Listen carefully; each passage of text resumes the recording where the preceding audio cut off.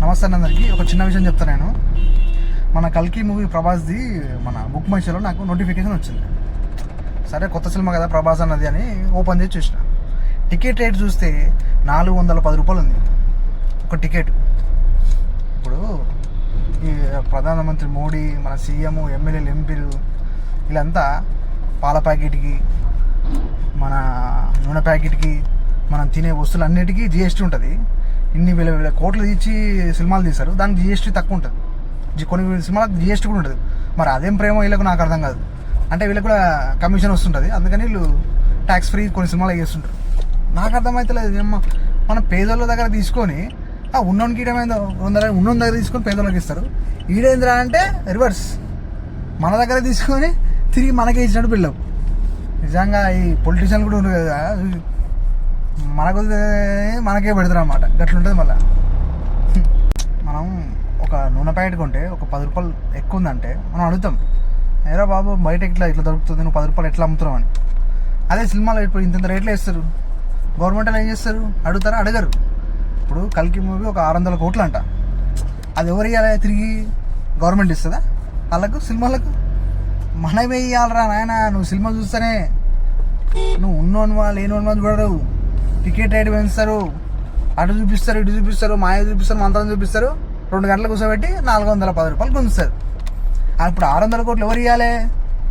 మన మోడీ ఇచ్చిస్తాడా? ఎవరు ఇచ్చిస్తారు? ఎమ్మెల్యే ఇస్తాడా? ఎంపీ ఇస్తాడా? మన సీఎం ఇస్తాడా? రేవంత్ రెడ్డి కొయ్యి బిన్నైతే అయితే పడ్డా. మనం ఏ ఇవ్వాలి? గొర్రెలు ఎవరు? మనమే గొర్రెలు. ఇప్పుడు 600 కోట్లు కానీ ఒక 1000 కోట్లు కానీ ఎవరు ఇవ్వాలి? మనమే ఇవ్వాలి.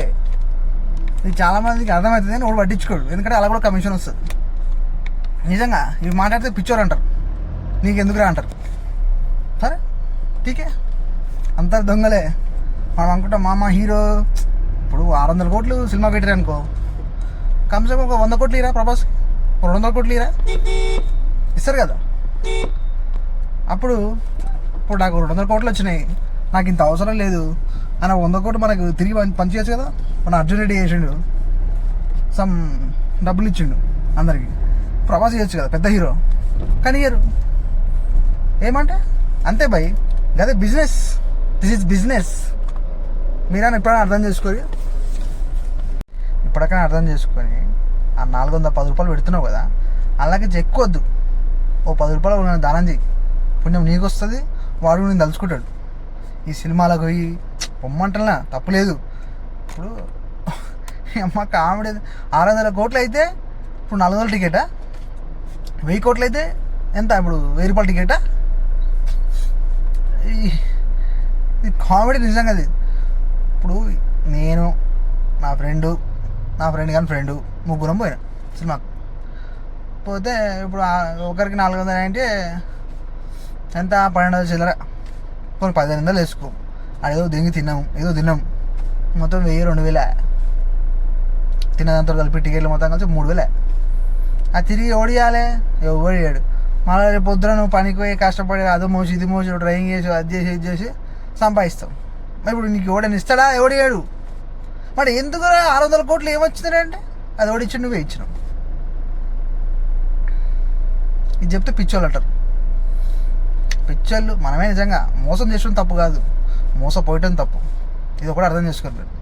మోసం అవును భయ్, మస్తు చేస్తాడు, మోసం చేస్తాడు, నానా కథలు పడతాడు, నానా స్టోరీలు చెప్తాడు.